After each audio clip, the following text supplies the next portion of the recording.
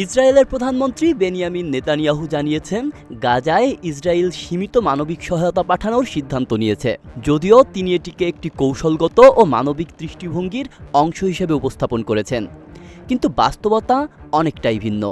বিশেষজ্ঞদের মতে এই সিদ্ধান্ত মূলত যুক্তরাষ্ট্রসহ পশ্চিমা মিত্রদের চাপেই নেওয়া হয়েছে, যারা ক্রমবর্ধমান মানবিক বিপর্যয় দেখে উদ্বিগ্ন।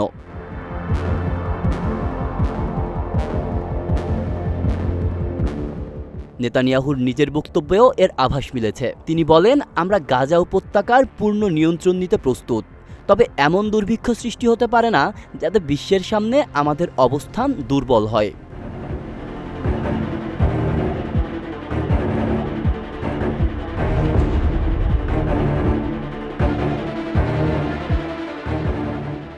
ইসরায়েলের সবচেয়ে ঘনিষ্ঠ বন্ধু যুক্তরাষ্ট্রসহ পশ্চিমা রাজনৈতিক মহল গাজায় দুর্ভিক্ষের ছবি আর দেখতে চায় না, এমনটাই স্পষ্টভাবে ইঙ্গিত দিয়েছেন নেতানিয়াহু। সম্প্রতি ব্রিটেন, কানাডা ও ফ্রান্স এক যৌথ বিবৃতিতে গাজায় মানবিক বিপর্যয়কে সহ্যসীমার বাইরে বলে বর্ণনা করেছেন। তারা সরাসরি হুমকি দিয়েছে, যদি ইসরায়েল যুদ্ধবন্ধ না করে ও খাদ্য সরবরাহে বিধিনিষেধ না তুলে নেয়, তাহলে তারা নির্দিষ্ট পদক্ষেপ নিতে বাধ্য হবে।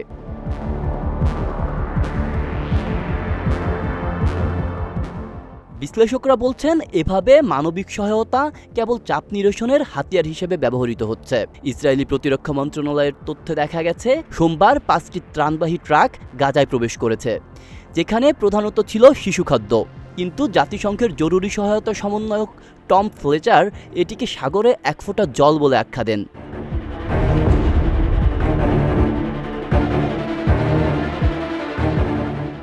গাজায় বিপুল জনসংখ্যার জন্য এটি একেবারেই অপ্রতুল। এদিকে নেতানিয়াহুর নতুন পরিকল্পনা আরও বিতর্কের সৃষ্টি করেছে। এই নতুন যুক্তরাষ্ট্র সমর্থিত ব্যবস্থায় জাতিসংঘকে বাইপাস করে আমেরিকান বেসরকারি কন্ট্রাক্টরদের মাধ্যমে সরবরাহ কেন্দ্র চালানো হবে। তীব্র প্রতিক্রিয়া জানিয়েছে 20টিরও বেশি দাতা দেশ, যারা বলেছে মানবিক সহায়তা যেন রাজনৈতিক টুল না হয়। নেতানিয়াহুর সিদ্ধান্ত ইসরায়েলের মন্ত্রিসভাতেও দ্বিধা সৃষ্টি করেছে। নিরাপত্তামন্ত্রী ইতামার বেন গিভির একে মারাত্মক ভুল বলেছেন। অপরদিকে অর্থমন্ত্রী স্মোত্রিচ বলেন, এটি আন্তর্জাতিক সুরক্ষা নিশ্চিত করবে এবং আমাদের যুদ্ধ চালিয়ে যেতে সাহায্য করবে। ফলে পরিষ্কার, ত্রাণ কার্যক্রমের আড়ালে যুদ্ধের কৌশলই নির্ধারিত হচ্ছে।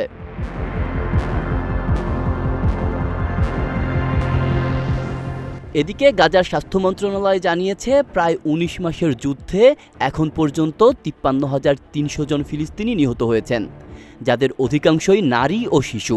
সোমবার ইসরায়েল খান ইউনুসে তীব্র বিমান হামলা চালিয়েছে এবং সাধারণ মানুষকে উপকূলবর্তী এলাকা মাওয়াশিতে আশ্রয় নিতে বাধ্য করেছে।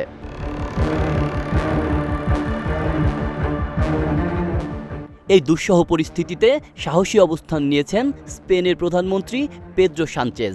গাজায় ইসরায়েলি আগ্রাসনের বিরুদ্ধে তার কঠোর বক্তব্য আন্তর্জাতিক মহলে ব্যাপক প্রশংসিত হয়েছে।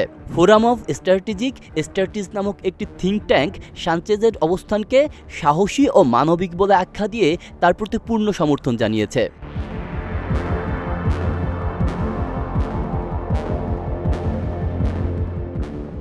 পার্লামেন্টে দেওয়া এক ভাষণে সানচেজ বলেন, আমরা কোনো গণহত্যা রাষ্ট্রের সঙ্গে ব্যবসা করি না। এই বক্তব্যের কারণে ইসরায়েল স্পেনের রাষ্ট্রদূতকে তলব করে। তবে ইউরোপীয় সম্প্রচার সংস্থা ইবিইউ সতর্কতা উপেক্ষা করে স্পেনের রাষ্ট্রীয় সম্প্রচার মাধ্যম আরটিভিই একটি স্পষ্ট যুদ্ধবিরতি বার্তা সম্প্রচার করে। মানবাধিকারের প্রশ্নে নীরবতা কোনো বিকল্প নয়। ফিলিস্তিনের জন্য শান্তি ও ন্যায় বিচার চাই।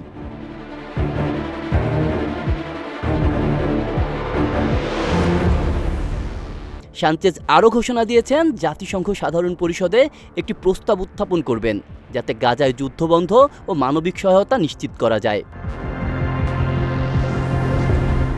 আব্দুল্লাহ রাফসান জনি, ঢাকা প্রকাশ।